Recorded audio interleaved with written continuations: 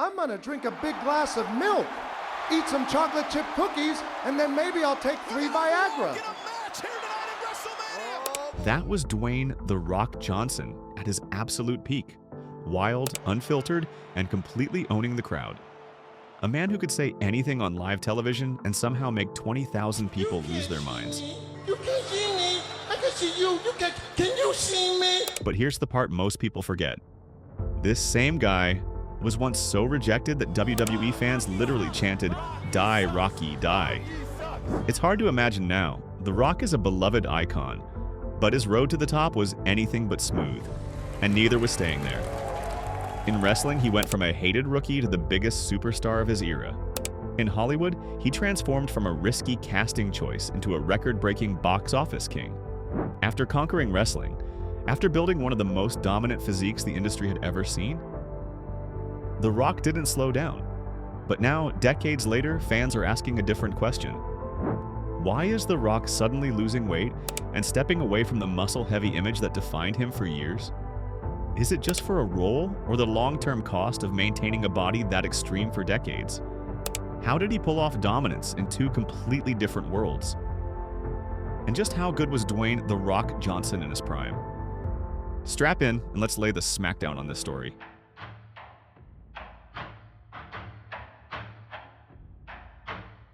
Before the catchphrases and Hollywood fame, Dwayne Johnson was a kid with a football dream. Born into a family of wrestlers, his father Rocky Johnson and grandfather High Chief Peter Mavia were bona fide wrestling stars. Young Dwayne initially chose a different path. He became a standout defensive tackle for the University of Miami, even winning a national championship with the Hurricanes in 1991. But he wasn't a breakout star on the field. In fact, future NFL Hall of Famer Warren Sapp was ahead of him on the depth chart. After college, Johnson went undrafted by the NFL. He caught on with the CFL's Calgary Stampeders, only to be cut from the team in 1995, a crushing blow to his pro football hopes. Legend has it that when 23-year-old Dwayne was sent home from Canada, he emptied his pockets and found just $7 to his name. $7. That moment, penniless, his football career over, was his personal rock bottom. He even later named his production company $7 Productions as a nod to that low point. But here's where the story pivots. With football gone, Dwayne turned to Plan B, or maybe Plan C. The family business of professional wrestling. In 1996, Dwayne Johnson made his WWF debut as Rocky Mavia. You're talking about 3 generations here. This guy is going to be phenomenal. A clean-cut good guy character created by combining his dad's and grandfather's ring names. The WWF proudly billed him as its first ever 3rd-generation wrestler, wrestling royalty by lineage. Promoters hyped the young rookie to the moon, and Rocky Mavia was presented as the squeaky clean babyface hero. There was just one problem: fans hated it. The 90s wrestling crowd didn't buy the smiling do-gooder act. By early 1997, arenas were echoing with chants of "Rocky sucks" and the infamous "Die, Rocky, die" during his matches. Imagine thousands of people essentially telling this 24-year-old kid to get lost, or worse. It was a brutal reception and a huge blow to Dwayne's confidence. In interviews years later, he admitted he felt miserable and handcuffed by the corny character. This was the first major challenge of his career: adapt or be run out of the WWF. And adapt he did. Faced with rejection, Dwayne made a bold move. He reinvented himself as a villain. In August 1997, Rocky Mavia ditched the smile and joined the brash heel faction, the Nation of Domination. He started referring to himself in the 3rd person as The Rock, an arrogant, charismatic trash talker who told the audience off. Turning heel, becoming a bad guy, was the best decision he could have made. Ironically, fans love a good villain, and The Rock was so good at being bad that people started to cheer him. You are a short-haired, 7 feet, 500-pound piece of By 1998, The Rock's natural charisma was undeniable. He had crowds eating out of the palm of his hand, hanging on his every catchphrase. He'd raise that famous eyebrow and shout, "Know your role and shut your mouth." Or, "It doesn't matter what your name is," and 20,000 fans would roar along with him. His mic skills and showmanship were off the charts. In an era with huge stars like Stone Cold Steve Austin, The Rock rose to the very top through sheer personality and athleticism. He even started calling himself the People's Champion. And amazingly, the once hostile audience embraced it. The villain had become a hero. The Rock's prime wrestling years, especially from about 1999 to 2003, were legendary. He delivered countless classic matches and moments. His feud with Stone Cold Steve Austin became the stuff of legend, culminating in 3 WrestleMania showdowns. By the end of the Attitude Era, The Rock was arguably as popular as any wrestler ever. Finally, The Rock has come back to Boston! And of course, accomplishments? He had plenty. The Rock won his first WWF Championship at just 26 years old at Survivor Series 1998. From there, he racked up world titles like it was nothing. By the time he wound down his full-time wrestling career, he was a 10-time world champion in WWE. He also snagged the Intercontinental Championship twice and the tag team titles 5 times. In 2000, he outlasted 29 other men to win the prestigious Royal Rumble match. He also made history as the company's first Black World Champion, a milestone that meant a lot in a business that had rarely put that spotlight on a black performer. Simply put, few wrestlers have a resume as stacked as The Rock's. He was the youngest multi-time WWF champ at the time, and one of the promotion's most bankable stars during its hottest era. The Rock's wrestling prime wasn't without controversy, but even his darkest moments showed how big a star he really was.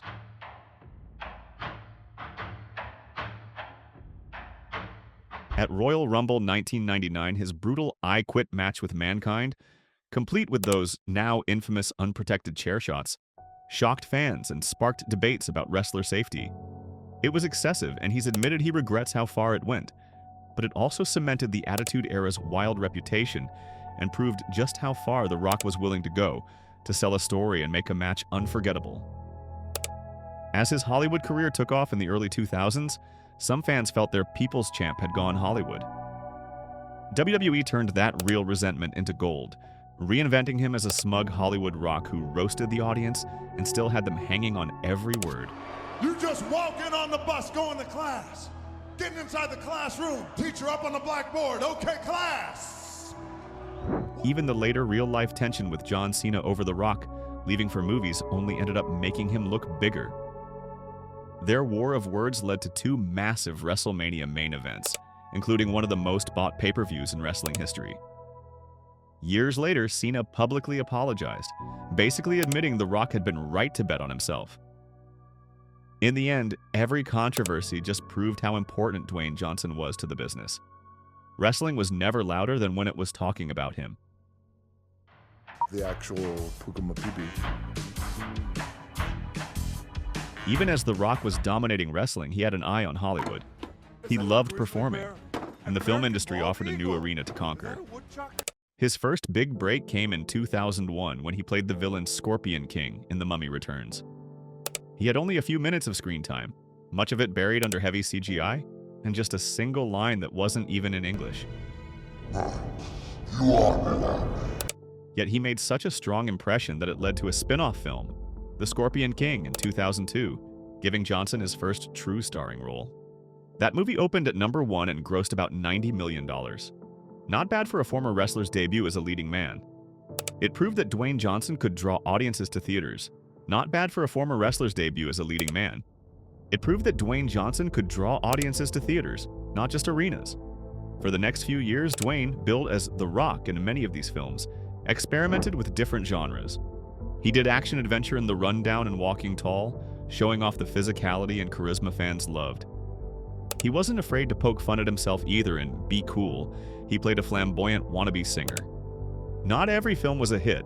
There were a few clunkers, but each role helped Johnson learn the craft and expand his fan base beyond wrestling. By the late 2000s, he dropped the ring name and started going just by Dwayne Johnson on film marquees, signaling he was serious about acting.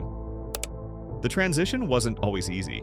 Many wrestlers before him had tried to become movie stars and fizzled out. Dwayne faced the same skepticism. Was he just a muscle-bound fighter with a grin? Or could he become a legit leading actor? This period was like a second proving ground for him. He had to work past the typecasting early on, Every role seemed to play off his football or wrestling toughness and show he had real acting chops and comedic timing. Fortunately, his work ethic was as gigantic as his biceps, and he kept improving with each project.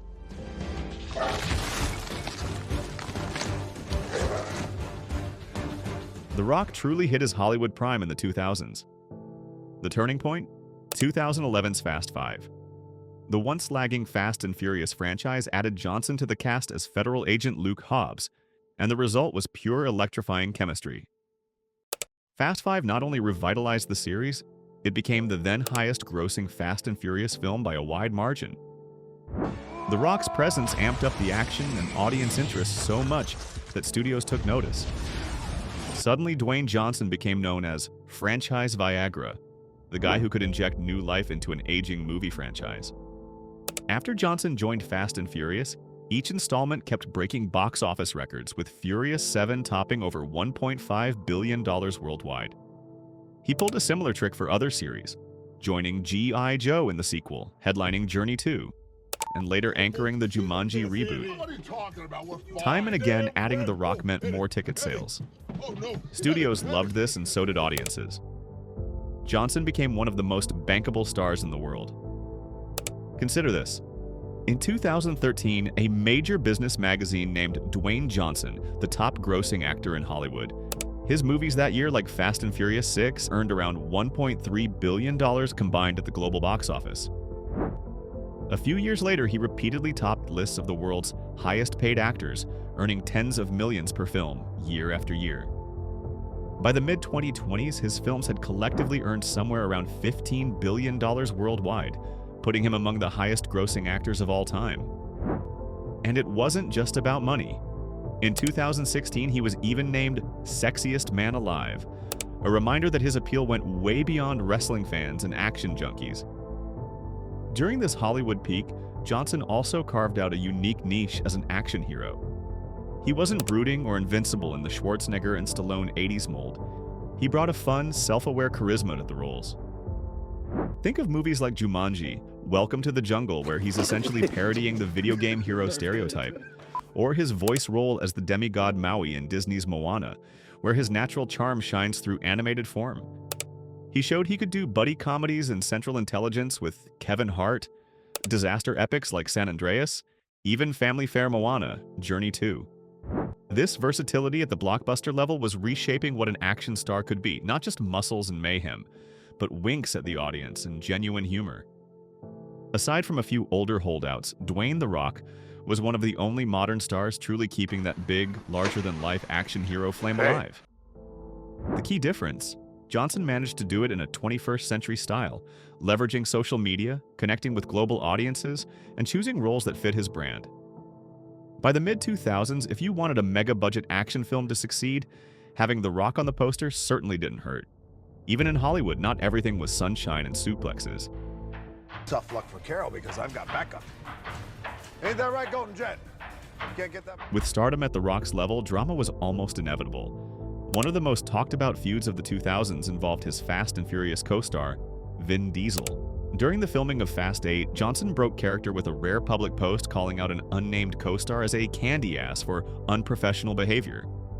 Fans quickly figured out who he meant, and the feud exploded into Hollywood gossip. Reports of clashing work styles and egos followed, and for a moment, the off-screen tension nearly overshadowed the franchise itself. Eventually, both sides cooled off, and The Rock returned, proving that even conflict couldn't push a star of his magnitude out of the spotlight. Another major test came with Black Adam.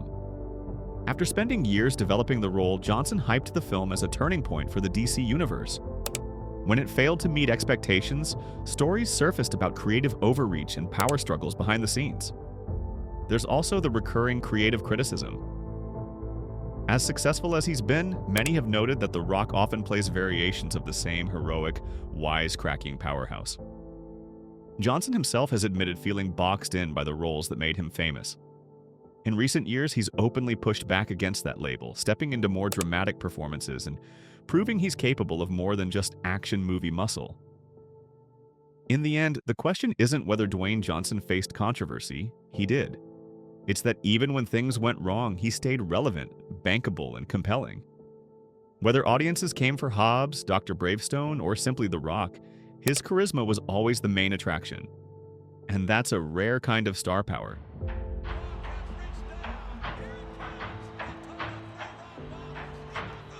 What makes looking back at his prime even more interesting is what Dwayne Johnson is doing right now. Instead of coasting on his action hero image in his 50s, he's reinventing himself again. In 2025, he stunned fans by slimming down and taking on more vulnerable, character-driven roles.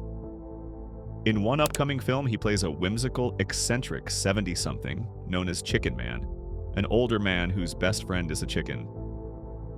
To prepare, Johnson dropped significant weight and openly said he wanted to prove he's not just the action guy anymore, leaning into a lighter, more offbeat side that audiences haven't really seen from him before. At the same time, his performance in the biographical drama The Smashing Machine, where he plays MMA legend Mark Kerr, has drawn serious critical praise. Festival crowds gave the film long ovations, and respected directors and commentators have called his performance heartbreaking and one of the standout turns of the year. Even in a film that underperformed financially, the focus was on his acting, not the box office, which is a big shift for a star known mostly for blockbuster numbers. Outside of movies, he's still deeply embedded in the world that made him. He helped buy and relaunch a spring football league that later merged into today's United Football League, and he now serves on the board of the company that owns both WWE and the UFC. He also returned to WWE television in 2023 to a monster reaction, proving that nostalgia for prime Rock is stronger than ever. Clips of that return racked up tens of millions of views in just days. All of this shows that Johnson isn't just living off his past, he's still actively shaping how people see him, even decades after his first prime. So how good was prime Dwayne "The Rock" Johnson? In the wrestling ring, he was a phenomenon. Maybe not the most technical wrestler ever, but easily one of the most entertaining. At his peak, he had arenas finishing his sentences and millions more watching at home, completely locked in. He wasn't just a wrestler, he was a mainstream pop culture star, one of the few who crossed over without losing his aura. That moment alone sums it up. Pure charisma, pure connection with the audience. In Hollywood, his prime was just as impressive. He became a new kind of action hero, larger than life, self-aware, and endlessly likable. For nearly a decade, studios trusted him to carry big-budget films, and audiences around the world kept showing up. Even when the movies followed a familiar formula, The Rock's presence was still the draw. Dwayne Johnson reached the very top of two insanely competitive industries. Either one is a career-defining achievement. Doing both is almost unheard of. The Rock's prime might be behind him in years, but the legend of that prime will live on for generations. If you smell what The Rock is cooking. Like, you know the rest. That's how good prime Dwayne Johnson was, and that's why he'll always be the great one. If you like this video, then don't forget to subscribe and hit the like button. See you in the next video. Until then, Bella ciao.